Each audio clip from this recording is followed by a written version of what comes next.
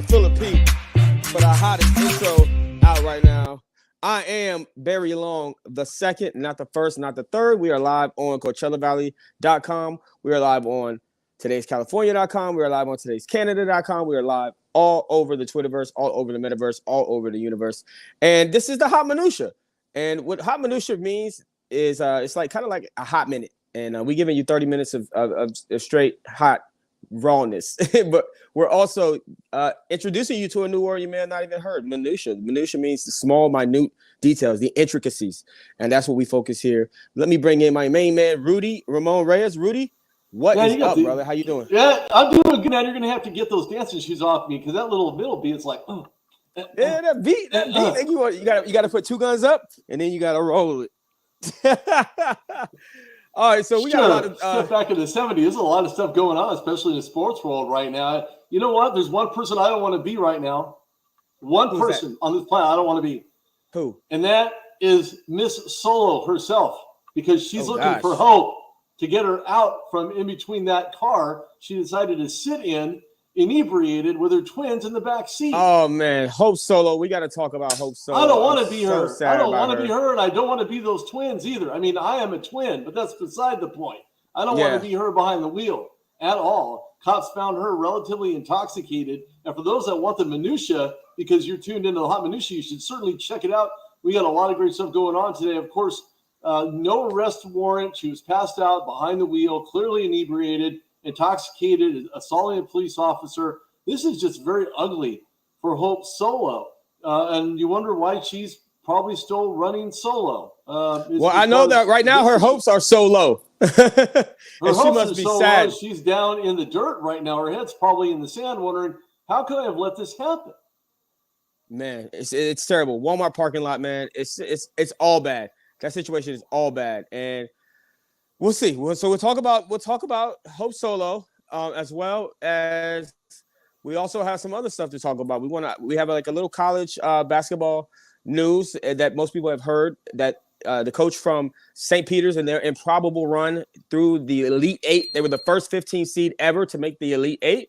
Now he has gotten a new job at Seton Hall. And this is what typically happens with coaches that we see in college. And it's not just college basketball. It's college football. It's college baseball. It's women's college basketball. Once you have a small school and you become successful and you go on an NCAA run, and now you're a household name to many people, other coaches or other universities start eyeing you. And this is what we've seen happen with Shaheen Holloway. Congratulations for him. But we'll talk about that, and we'll kind of give it a twist about it too, because we want to ask people, and we want to know what you guys think. So make sure you comment.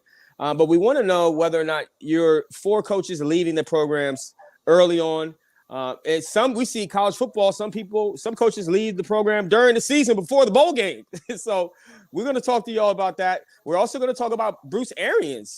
This is a coach that is retiring from coaching. He's now accepted a front office position with the Tampa Bay Buccaneers. Todd Bowles, who was the defensive coordinator there, he is now the head coach. He's the head guy. So we're going to talk about that and whether or not he belongs in that role, because I don't think he does, but we'll get to that. We'll also talk about what the Dolphins plan on doing with with Tyreek Hill. They want to treat him like Deebo Samuel. And it's going to be interesting to see what they can do with that offense. But let's just kick it off. Let's talk about Hope Solo, man. Straight up. Hope Solo, she gets found passed out behind the wheel of a car in Walmart with her babies. We know her from the women's national soccer team. She's a gold medalist. She was the face of that team. Her, along with Megan Rapinoe, and along with Abby Wambach and Alex Morgan. But she was the veteran goalkeeper on that team. And if it wasn't for her, they wouldn't have been winning so many games. She's a beast on the field. She also plays professionally outside of the Olympics. And she's married to a former NFL player, Jeremy Stevens, who had some problems of his own. He might have some CTE issues going on. Not trying to diagnose him because I'm not a doctor, but certainly he has some questionable things that he's done outside of the football field. But Hope Solo has a reputation for getting angry and going crazy. And she got arrested in 2014 for assaulting her own family members at some kind of get together where she beat somebody up really bad. She also, was heard cussing out the cop, saying that she'll beat the cop. So she got a past issue, and now we're sitting here looking at another situation with her. And she's been out of the news relatively for the most part. We haven't really heard anything about her in the last couple of years. We only hear stuff about her every 4 years when the Olympics comes back around. But now she's not even. Or when she's in trouble, take your pick. Take your pick. So I mean, I feel like this is a situation where, of course, she made a mistake. She probably is feeling terrible. She probably knew it was going to hit the press. Didn't know it was going to hit the press like it did.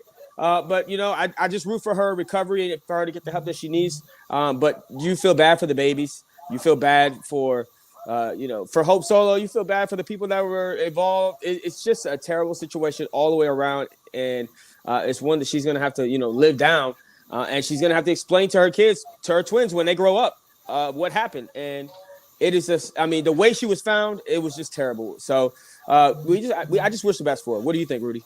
Well, there's a lot of issues that she had. I mean, in 2016, she called the Swedish opponents cowards, and she was kicked off of that team after that incident.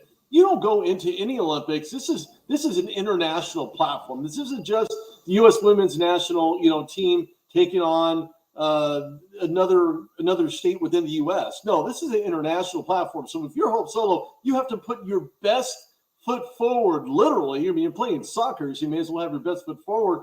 But when you say things to other people, you have anger management problems. It's very detrimental to her career. It takes away from the luster that she was a part of in those Olympic national winning teams. There's just a lot of issues. And to be honest with you, she's been marred by these types of comments that she's made. The commentary she's used against police officers, against former constituents, family members. This is an ongoing situation.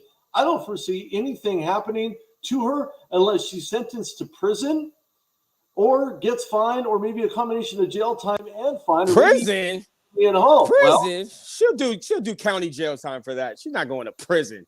Well, I don't know. I mean, she might. She got child endangerment. Child endangerment is a worthy cause to indict her on. So she's fortunate. They'll give her probation. They'll give her a slap on the wrist and probation. Come on. No, well, they shouldn't, because she's been a grievous. You really think Hope Solo is going to do hard time for this? Come on, man. She might do 20 days in jail. She'll probably write it off and call it a day. But child endangerment is no joke. This is a serious situation that should be taken seriously. I don't care who she is. I don't care what statue that she has surrounding her. I don't care how many gold medals she's won. Maybe she look like Mr. T. I mean, I don't know what her current personal and mental situation is, but I can tell you this one. She is on the downward spiral. Of course, you mentioned Jeremy Stevens, who also had a lot of off-field issues. And the only Super Bowl I seen him play in was against my Steelers when they beat them in Detroit, handily, I might say, in the fourth quarter. So look, when your mindset is of this nature and you get involved with somebody who also has off-field issues, this is a recipe for disaster. And I feel sorry for friends. I feel sorry for anybody and everybody who's been a part of Hope Solo's wrath, because this has gone on too long. And again, you hear about her every 4 years. Why? Because she doesn't know how to stay out of trouble. Yeah, and it's going to be, there's going to be some things that come down from this. She's gonna definitely probably do a little bit of jail time. I don't think she'll do hard time in prison, but I mean, and she's going to be sitting there and she's going to have to think about all this stuff. We appreciate the comment from Maria Lascuna. She says, absolutely agree with Rudy, child endangerment. That's terrible. That really is terrible. But, it's the justice system that we have, and celebrities oftentimes they have the most money and they get the best lawyers. Preferential treatment. That's part of the problem. They get their preferential treatment. If she does this again, she's going down. She's going down for at least 2 years. but this first time they're going to say, her first DWI. Sandy Reyes also says, hi, it is always nice hearing your show or watching, because we are watching too. We are live on CoachellaValley.com. We are human beings behind this monitor. Yeah, we absolutely are. So let's move on. We hope that Hope Solo, gets the help that she needs, and that everybody has a positive outcome from the story, because it's terrible. When you saw that on flash by the news feed, it was like man, and then the child endangerment, and then the assault on the police officer. It's just one more thing here, lot. Though. Well, you have to think about this. Put this in perspective. How many other high-profile owners, Robert Kraft, Jim Irsay, all of them have money. All these issues have been swept under the rug. You haven't heard about them. Why? Because they have money, and that money pays those types of things off to where you don't even know they exist. Out of sight, out of mind. And unfortunately, we're the type of society that does just that. Yeah, and if you can afford Mark Garagos, then the peace be with you, my brother. All right, so let's talk about Gloria Allred for that matter. Maybe Gloria Allred. Ooh, Gloria, get him off. Gloria, get him off. I see. Yep, exactly. All right, we are the Hot Minutia. I am Barry Long. He is Rudy Ramon Reyes. Now we had a situation going on in the basketball world where Shaheen Holloway, he is now the new head coach of Seton Hall. And if you don't really, this guy became the face of the franchise. I went to VCU. So I am a Ram. I'm Virginia Commonwealth University. And a few years ago, they went on a run. They got to the Final Four with Shaka Smart and some of the memorable players of that team now have good places that they're in life because of that Final Four run. Joey Rodriguez is a coach. Some small college. They all became household names and household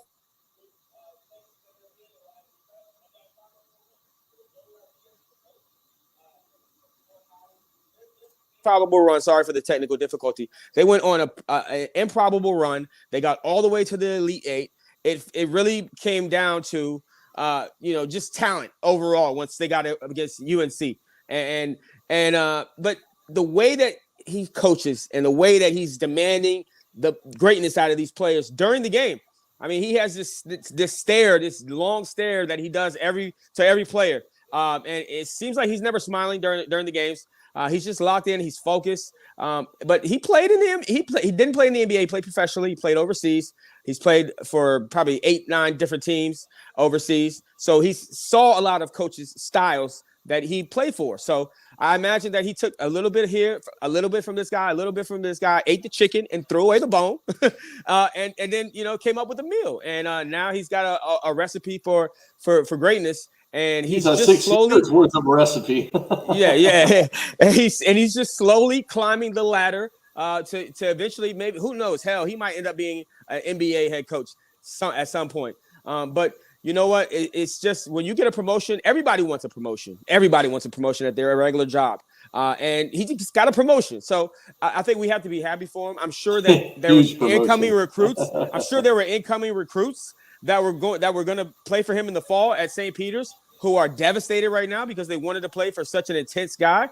I'm sure that there were players, freshmen and sophomores on the team that expected him to be there all 4 years of their collegiate career. But they are also happy for him the way that they should be. And I'm impressed by his coaching style. I'm impressed by his ability to draw up plays in key situations. St. Peter's they were pretty badass. All right.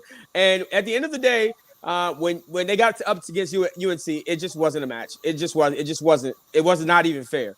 No, it was a complete mismatch from the minute that ball bounced on the hardwood. Yeah, but shout out to Shaheen Holloway. What are your thoughts on him getting this promotion and being the Seton Hall men's basketball head coach?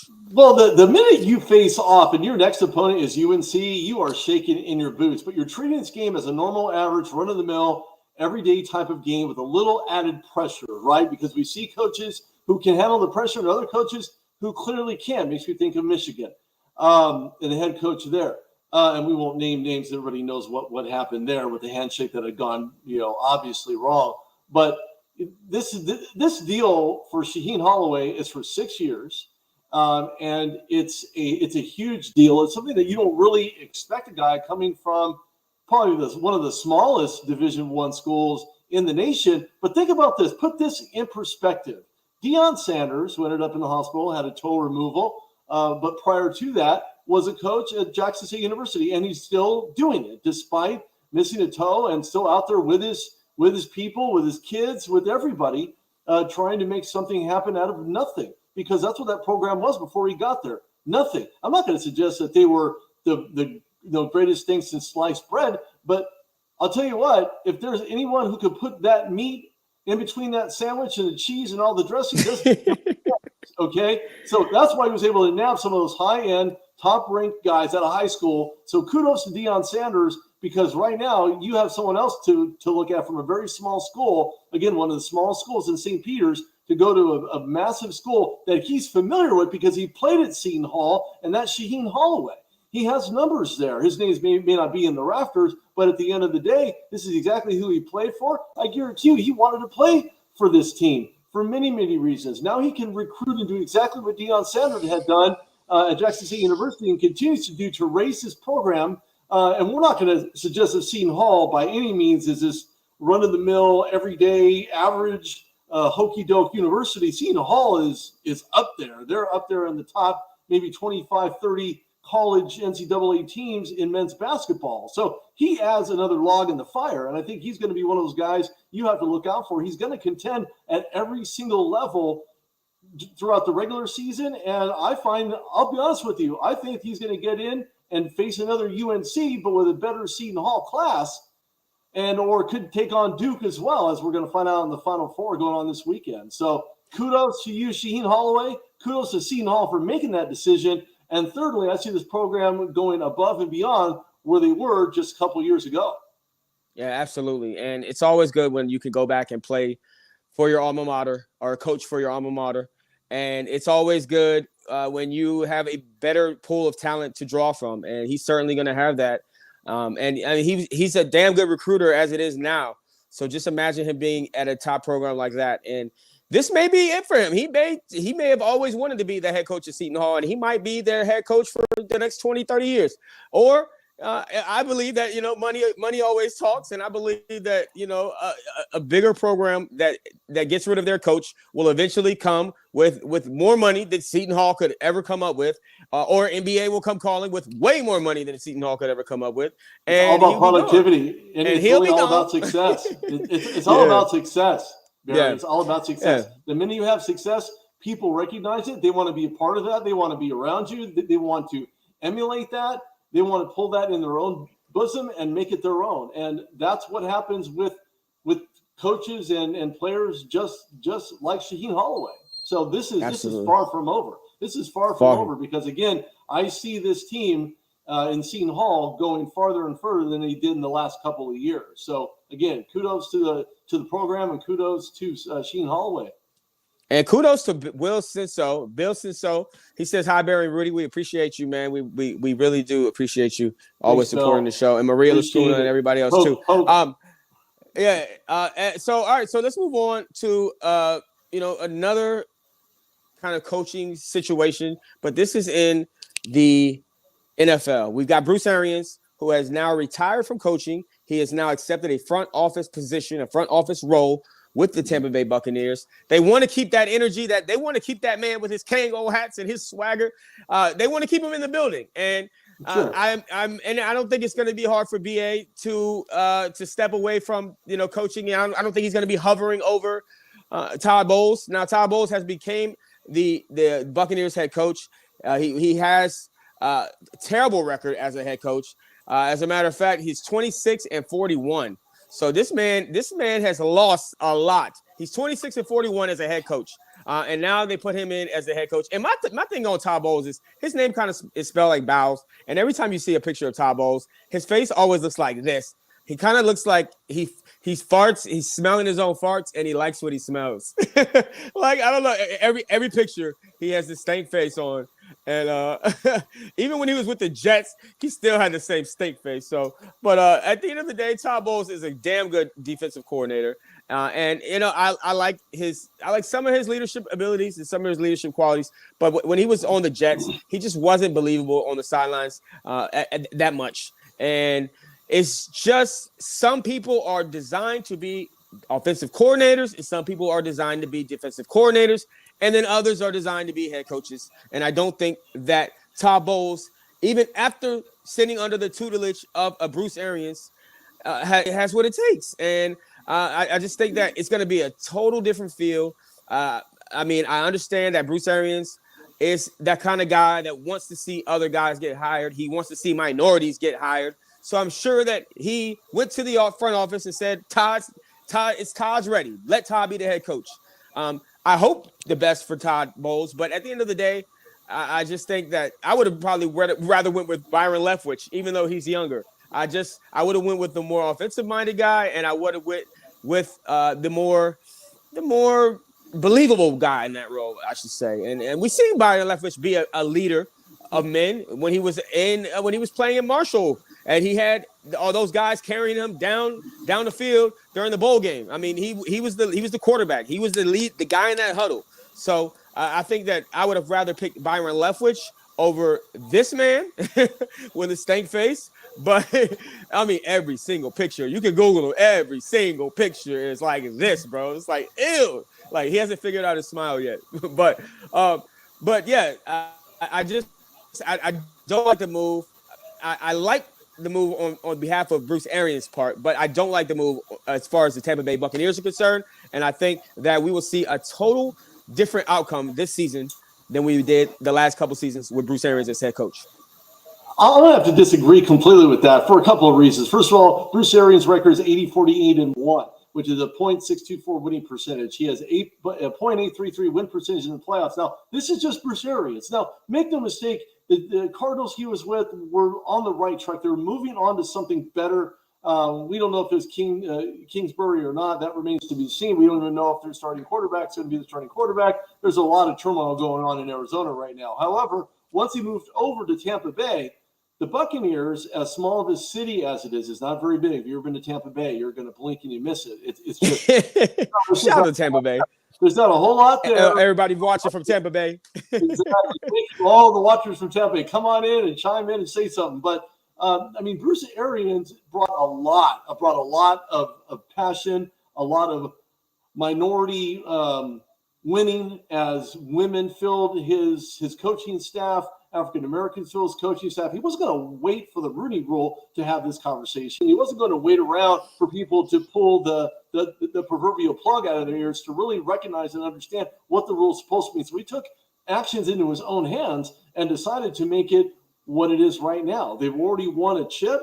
They're the only other team that's won. Obviously, John Gruden was the first when he head coach, but the only reason why John Gruden won was because he coached the Raiders, which they beat in the Super Bowl. So it wasn't as if John Gruden didn't know what was going on, because he clearly did, and that was the poison that they decided to drink in order to get that W. But the organization for the Buccaneers had really set this up to win. They set up Bruce Arians to win. Bruce Arians knew that, and during the offseason, even though Tom Brady was going to come back, there's no record of turmoil. There's no types of conversations that led to why Bruce Arians and why Tom Brady decided to depart at the same time, essentially, even though Bruce Arians didn't make the announcement until yesterday. But essentially, when you look at what's going on with the Buccaneers, it was set up in advance to win and to win for the future. So the future picks are certainly upon them. They don't pick late until the first round.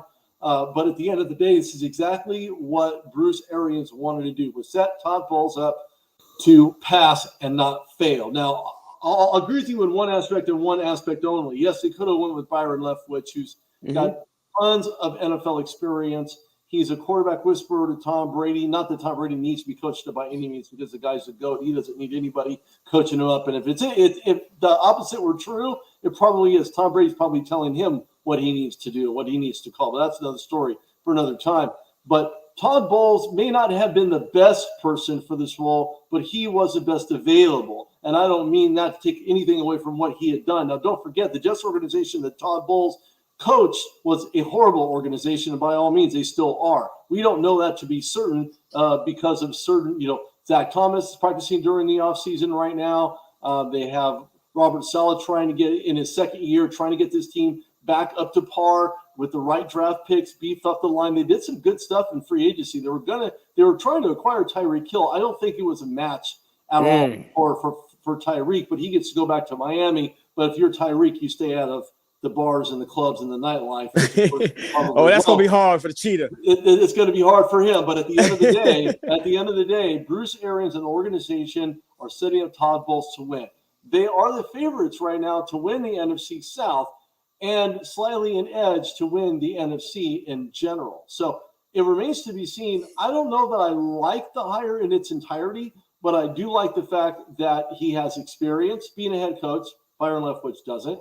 Todd Bowles would have had a better record with the right key people in the right organization. I just think that right now this is exactly the right move for Bruce Arians. I think it's the right move for the organization. Head coaches don't grow on trees, neither do starting quarterbacks. But you already have your starting quarterback in Tom Brady. You already have your quarterback coach in Byron Leftwich. Your defense looks pretty stout. You lost a couple guys, but not many, and that's where the draft picks come into play. They're pretty stout from a depth standpoint. Linebackers and defensive tackles, they need to beef up their secondary. However, they're ready to go. And I think this is more of this isn't a win now situation for Todd Bowles. Just in case he does not get to the big game, does not win the Super Bowl, doesn't mean he's not going to come back. Because look at the past coaches. You had Tony Dungy, who's been there. You had John Gruden, who was there. Bruce Arians was there. They had a lot of success. And I really foresee them continuing that success with Todd Bowles. I don't know that Todd Bowles was, again, the best pick for the job, but he's the best available. And right now, that was the right move all the way around. I really don't see Todd Bowles leading them to the Super Bowl, but we'll see. We'll see. I wish the best for Todd Bowles as well, but I think Byron Leftwich would have been the better pick. All right, so let's move on real quick before we get to the meme of the day, because we got some good ones. We got 2 really good memes of the day. You do not want to miss this. So please stick around for the last 3 minutes of the show. Keep yourself glued. But let's talk about Tyreek Hill real quick. Tyreek Hill is supposed to be used by the Miami Dolphins in a way that Deebo Samuel was being used. They want him to basically run the ball a lot and catch the ball out of the backfield, and they want to have him like a hybrid, like a flanker, like a hybrid running back, wide receiver.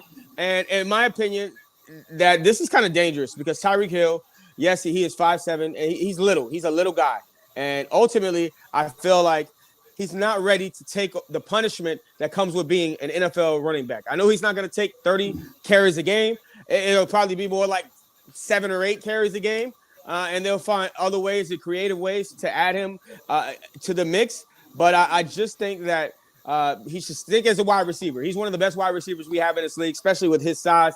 But his speed is just incredible. And I know that you want to get him the ball in his hands as much as you can because, he's fast. But ultimately, I just don't think that he's the right guy for it. Deebo Samuel has some really thick thighs. Like, I mean, he has really like a strong base, a sturdy, he's robust. Tyreek Hill ain't as robust as Deebo Samuel is. So ultimately, Deebo Samuel has the thickest thighs in the NFL from a wide receiver standpoint. Tyreek Hill ain't Deebo Samuel. So I feel like, this guy's going to get injured a lot if he does run the ball too much. And I feel like you should leave him at wide receiver. And, yeah, maybe a in around, a little, a reverse or something here and there. But as far as putting him in the backfield as a third down back or a first down back, whatever, I don't think you should line him up in the backfield and have him running into 300-pound men. Well, see, and here I'm going to disagree with you. We've seen what he can do with Patrick Mahomes as quarterback. Now, Patrick Mahomes and Tua Tagovailoa, not the same guy. Tua really has a year to prove where he's at, or they're going to be looking for another quarterback under center. And they're going to be looking for trades for Tua Tagovailoa in Miami real soon. The problem that I have with that is that Deebo Samuel's acquired more yards per scrimmage than Tyreek Hill did. Now, Tyreek Hill at 1,239 yards to a measly 1,405, so they're very durable. Both guys are very durable. I think that when you look at Deebo Samuel's physical makeup and his type of athleticism is slightly different than Tyreek Hill. Tyreek Hill's built for speed. We're talking filthy, nasty, grimy speed. And that's exactly what Tyreek Hill has brought to the Kansas City Chiefs, one of the reasons why they won the Super Bowl just a couple of years ago. Because of his speed, because of his ability to catch passes off the backside or, out at the corner if he's a slant receiver, whatever the case might be. Tyreek Hill can do it. That's why he's being paid the big bucks. Everybody want to talk about Devontae Adams and his big deal in Oakland. Well, that was just a whisper compared to what Tyreek Hill just acquired. And then after that, you get the blockbuster by Deshaun Watson. But at the end of the day, Tyreek Hill's the guy for the job. Maybe he needs to double up on the thigh pads and the leg pads or whatever the case might be. maybe even a double cup or maybe some more cushion in his helmet. He's going to get laid out a couple times. I'm just saying Tyreek Hill and Deebo Samuels have similar attributes, similar builds. So unless and look, Mike McDaniel, but not similar thighs. No, definitely not. No. But Pause. But here's the thing. Deebo Samuels is a guy who can get it done. He has a longer stride than Cheetah. Tyreek Hill has smaller steps, but he's faster in not having to extend his legs out so far. We've seen him move and juke and roll and spin and all that. He's great at all that, and so is Deebo Samuels. The difference is Deebo Samuels is more of an inside runner, and Tyreek Hill is more of an outside runner. So whether or not he's going to be shifty and patient enough to be behind this Miami Dolphins front line, they're going to have to do some fantastic blocking up front so that way and open up those A gaps. So you're going to allow Tyreek Hill to do what he needs to do from a running game standpoint. I see a lot of outside edge passing and catching. Whether or not Tua can get it to him, being accurate and being thrown from a left-hand quarterback instead of a right-hand quarterback and Patrick Mahomes is going to be his biggest challenge. Yeah, and I like him maybe out on some sweeps, to the outside where he can really use his speed. And if he doesn't see anything there, then he runs out of bounds. But I don't like him running in between the tackles, not at all. I think that's a recipe for disaster. All right, real quick, before we get out of here, we always do the meme of the day, and today's meme of the day is pretty damn funny. I mean, it's pretty damn funny. It says, "I'm convinced the NBA is just throwing in auto-generated players because who the F is this?" And I've never seen this guy before in my life, bro. I tried to look him up. I looked at all the rosters from the past 3 years from the Orlando Magic. I don't know where the hell they got this guy from, but he does not look like an NBA player at all. And then auto-generated. Yeah, he does look like a robot. Then also he could be an NFT. I don't know. We don't know.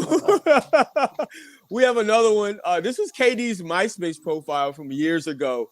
I believe this is right when he gets to college, and we zoomed in on it, and we have exactly what's written right there. It's my name is Kevin. I'm on this joint chilling, looking for youngins to chill with. Youngins is like slang for girls, shorties, whatever you want to call them, or just be friends. You feeling me? Get at your board. Yeah, that's me. What are you doing, Kevin? What are you doing, Kevin? Look at Kevin! Did you have a MySpace back in the day? Shout out to MySpace, man. I actually did. I did for a very limited time, but it stopped being MySpace and all of a sudden being everybody else's space. So when boxes get crowded, you got to get out of Dodge, and that's when Facebook was just starting out. Facebook. Shout out to me live on Facebook. Everybody's got a Facebook Live right now everywhere. But yeah, I did, and then I didn't. It was just that quick. I had one, and mine's probably still active. I believe Tom is still my friend. Tom is still my friend. All right, real quick, Rudy, let them know where they can find you at, boss. You can go to @Reyes on Twitter. Go to the RuddockShow.com. Find me on LinkedIn, Instagram, Rudy Reyes. Tell me to follow. I love talking sports. Anywhere and everywhere. Just make sure everybody does one thing and one thing only. If they don't do it tonight, make sure you do it tomorrow. Is make sure you wear your team colors, right? Because nobody wants to watch the Final Four with people having NFL gear on and all of that. I mean, I guess it's like the last game of the season. The last set of games for the season. For the men's Final Four, women's Final Four is going on tonight, I believe.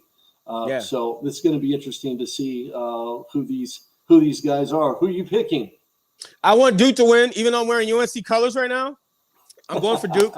I want to see Coach K go out on top, and the UNC Tar Heels would like nothing more than to have his final game be a loss to them in the Final Four. So it's going to be. Well, it did the ACC championship game, so.